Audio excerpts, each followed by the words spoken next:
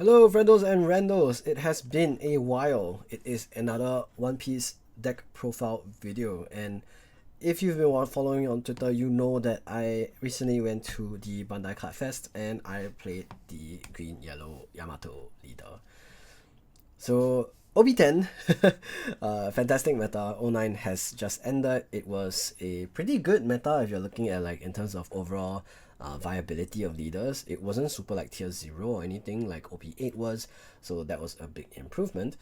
I won't comment on how much I dislike playing against the meta leaders in OP9, which I think is a different issue. But what I will say is that the OP09 meta was really healthy, and the OP10 meta is shaping up to be very healthy as well. Here are some statistics over the past week, thanks to Ed Nwanyan as well as Atrocious DCG, who I very blatantly have stolen their work in displaying the top cut here. So you can see the spread of it is pretty good. There's a lot of different leaders that are viable in terms of the OP10 most recent tournament, but I wanted to talk about Yamato, why I chose to play Yamato, as well as what the deck list is and some of the choices for the deck list itself. So if you have been paying attention to OP09 as well as OP10, some of the very clear standout leaders have been Blue Doflamingo, as well as Blackbeard, Shanks, Black Yellow Luffy, and Nami. So these are some of the leaders that you can really expect to see. One more I also wanted to mention is Purple Luffy.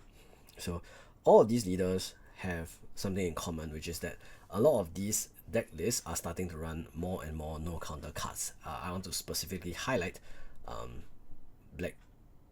Black Lucci, Blackbeard, as well as Shanks. A lot of these decks are running many no counter cards. Not only that, with the new OP10 release, there were 3 new leaders that were pretty promising and seemed to be pretty popular going into it. Specifically Green Yellow Law, Blue Black Usopp, as well as Red Green Smoker. And all of these leaders are also 4 life leaders. And one thing that is really good into 4 life leaders and decks with a lot of no counter cards is double attack banish, Green Yellow Yamato with Onami as well. Not only that, I think Yamato received a lot of good support in OP10 as well as in OP9, but OP10 is the one that I think really pushed it into the super competitive territory, and I'm going to show you the deck list as well as my choices for some of these cards very shortly.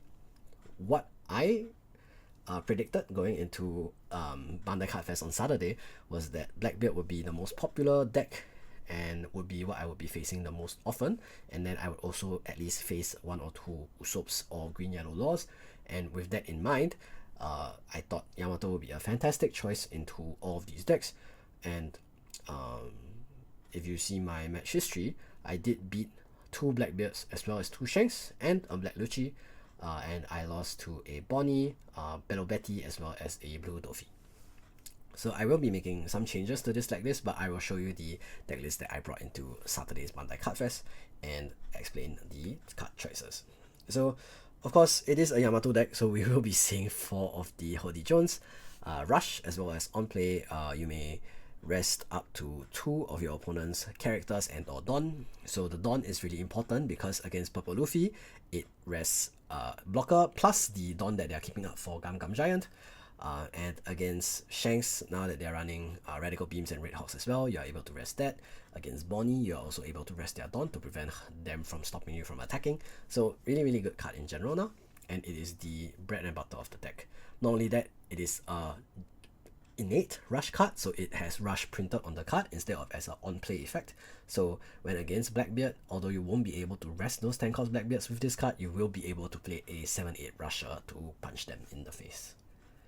Now, for some of the really strong support that they've printed, first is the 8 cost Yellow Kid. So this of course is printed as Yellow Kid support, but it is a really powerful card for Yamato. On play, you may rest this character, and then your opponent trashes the top card of their life.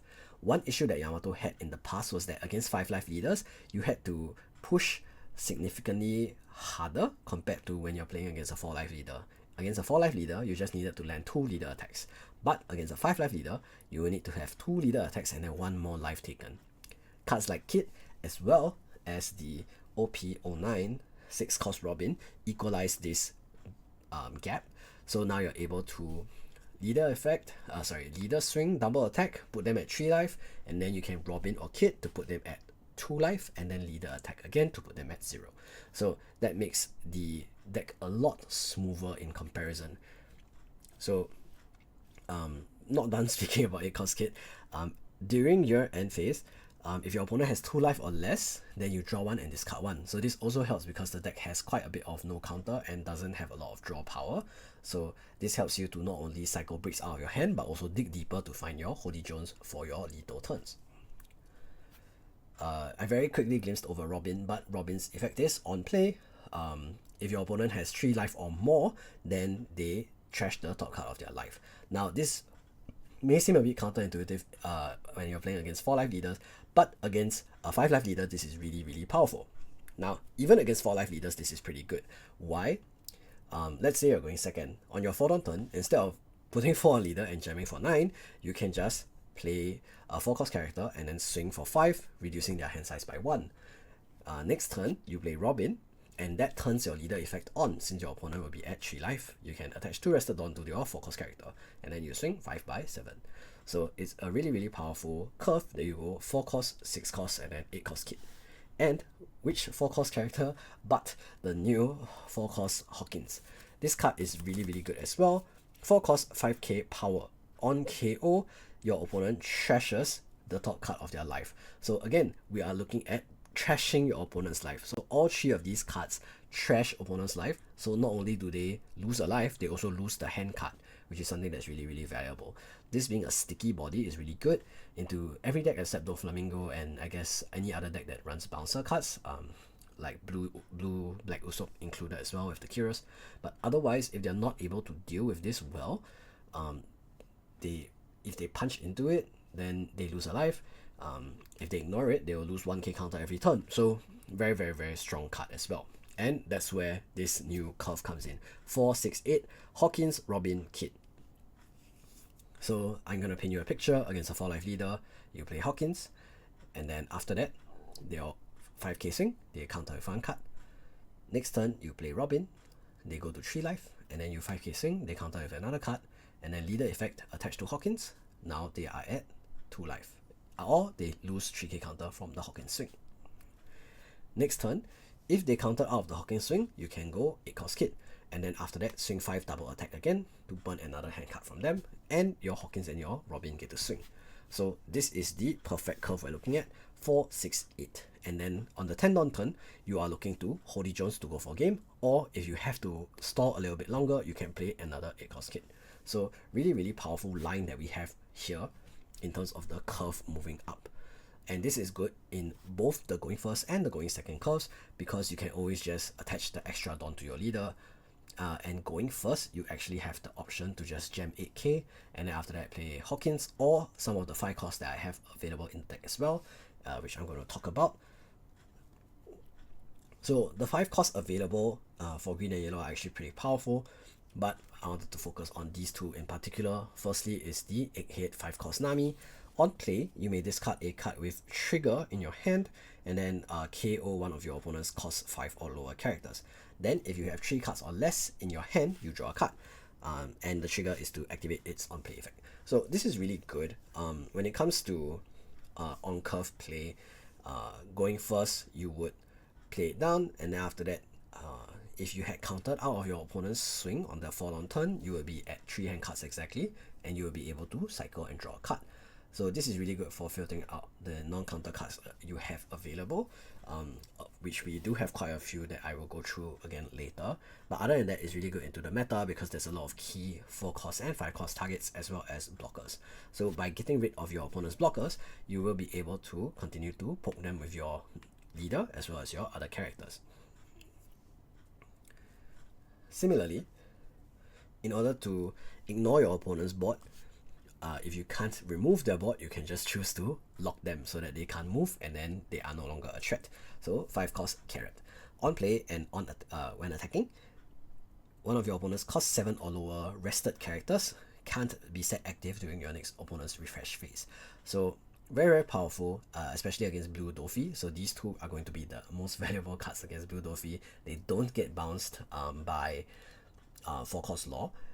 And even if they are bounced by Jozu, you get the on-play effect again. So they are still very useful. So I find them very, very good. Next, we're going to talk about some of the 2Ks. So first we have Izo.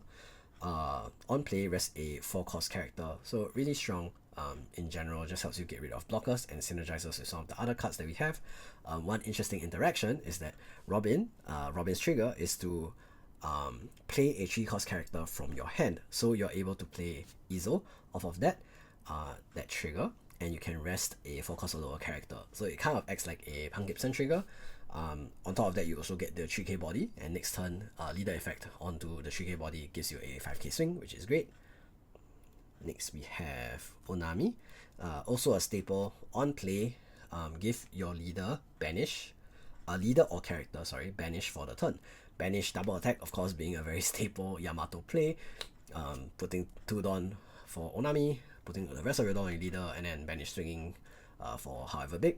And then, of course, your leader can use the 2 Dawn that you paid for Onami and attach it to a character with the leader effect. So really, really good. Next 2K we have is Satori. Satori, very common Yamato card, 5-cost, 5k power, trigger body. Trigger being discard a card and then play this card down. So really, really good. Nothing much else to say about him. Okay, here is some of the tech cards that I've chosen. So first is 2 4-cost Pedros. I think Pedro is really good in terms of the last 2 tech slots I wanted, because I was trying to think of a way to improve my Doflamingo matchup, and I think that this did a pretty good job. Because it's also a card that people don't usually know or see or know how to play around, it also caught a lot of people by surprise. Pedro's effect is blocker, and then on KO, choose one of the following. KO one of your opponent's rested 6-cost or lower characters, or rest one of their Dawn. So this was able to catch one of my friends playing Blackbeard, and then he swung into me before playing his 10-cost Blackbeard on his 10 Dawn turn, and I rested one of his Dawn, and he was like, oh no. So that was pretty funny. Other than that, as a blocker, it can also take out one of Doflamingo's other bodies, which is really convenient as well. Okay. Next, we have 2 of Ashura. I don't remember the full name of this. It is Kiki Kyutoryu Ashura Makyusen. Demon 9 Flash? Something like that. I'm just gonna call it Makyusen or Ashura for now. So Ashura, really good card. Main, give your leader or characters plus 3k for the turn. Then you may rest one of your 3-cost or higher characters, and then rest one of your opponent's 5-cost or lower characters. So really, really good synergy wise with Izo to rest a 4-cost blocker, and then you can use this to rest a 5-cost blocker after that. So pretty good. If you have existing characters on board as well that you aren't going to be swinging with for the turn, you can also use it as well. And even later in the game when you're going for lethal, you can just use this and then put the 2 rested Dawn on a character, and you basically got 3k power for free. So it is also very powerful in that sense. So it's a really, really good card that I wanted to put more copies of, but I had to swap 2 copies out in order to tech specifically for Blackbeard. 2 of the 2-cost Straw Sword. Main, rest one of your opponent's characters, so this has no cost limit, and it did actually win me one of my Blackbeard games because my opponent didn't know to play around it. Another resting card, we have 2 Flame Split, Blaze Slice. Main / counter, give one of your leaders or characters plus 1k for the turn, and then if your opponent has 2 life or less, you may rest one of their 4-cost characters. So very, very powerful for both pushing lethal as well as defensively, because it gives you +1 for the turn, so you can become a 6k base. The other thing is that similarly with Ashura, you are able to spend the 1 Dawn, give +1k, and then you can also give the rested Dawn to something, so you are essentially getting that 1k for quote-unquote free. Okay, last few cards we have. Firstly, I have 4 of the 0-cost event, pretty standard yellow card to include. gives you defense, 2k counter, as well as a very, very key and crucial last life trigger. If this is your last life, then you can add the top card of your deck to your life. I wish it popped up during one of my games that I lost. It would have saved me, but sadly it did not. But of course, not every day is Sunday, so we can't expect that to always happen. So other than that, it's a very simple zero cost event. It's a 2k counter, it has a trigger, so you can discard it off of Nami, and of course it helps you get rid of some of the no counters in this deck. You have 8 here, and then you have another 6 here, so that is quite a bit of no counter.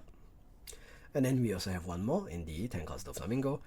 I included this card because sometimes I felt that when I was in testing, sometimes you just need one more turn and you are able to win off of being able to have that one additional turn of your 4, 6, and 8 cost attackers being able to push in one more bit of damage or one more bit of reducing your opponent's hand size.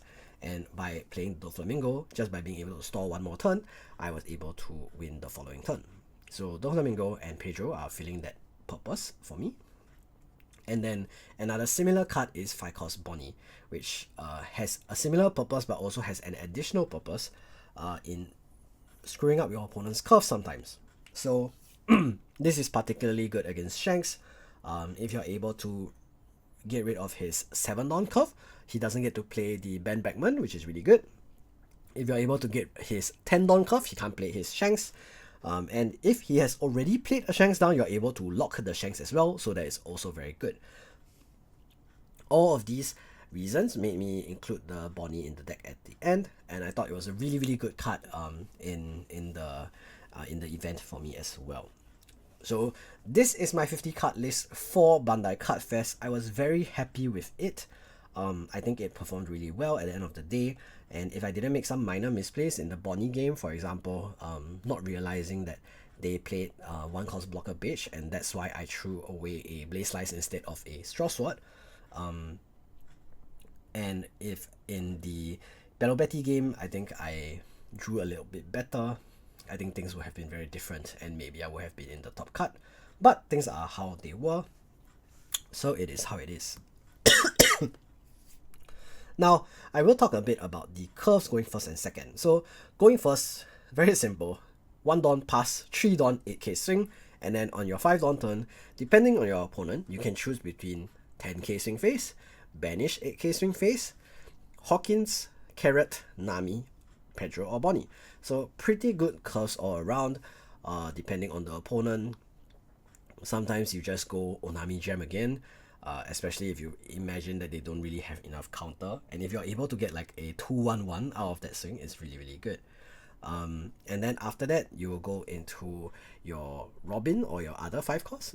So going first, sometimes it's better to just go Nami, and then 7k swing, and then you can go 8 cost kit.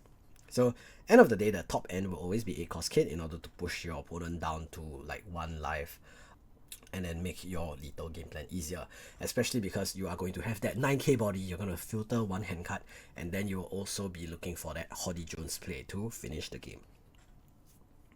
Now, that is the going first curve. The going second curve I mentioned briefly before.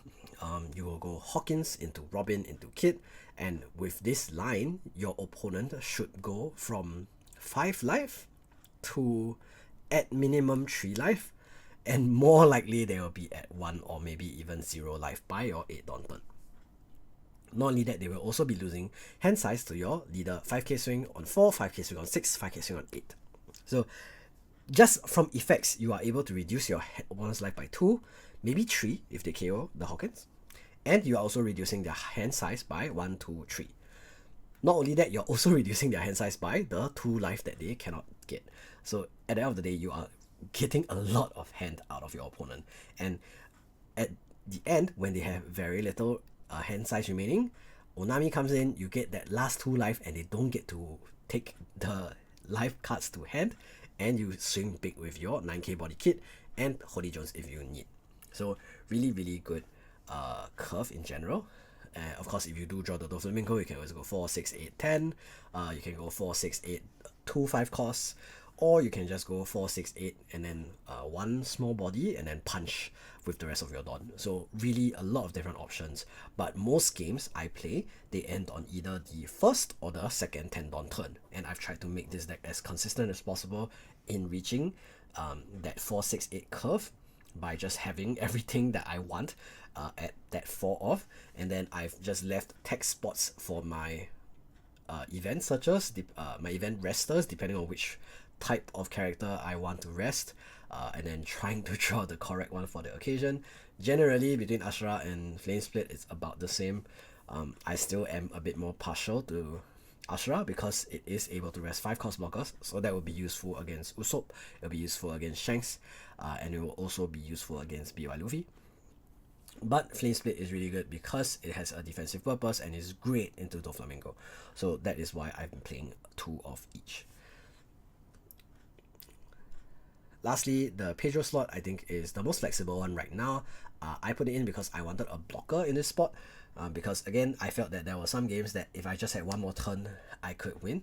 And Pedro felt like the best option for here. It could have also been Blocker Sanji, or I was even considering the ST 5 cost Katakuri, but I landed on Pedro because of a meta call, thinking that Doflamingo as well as even Lim were going to be popular picks.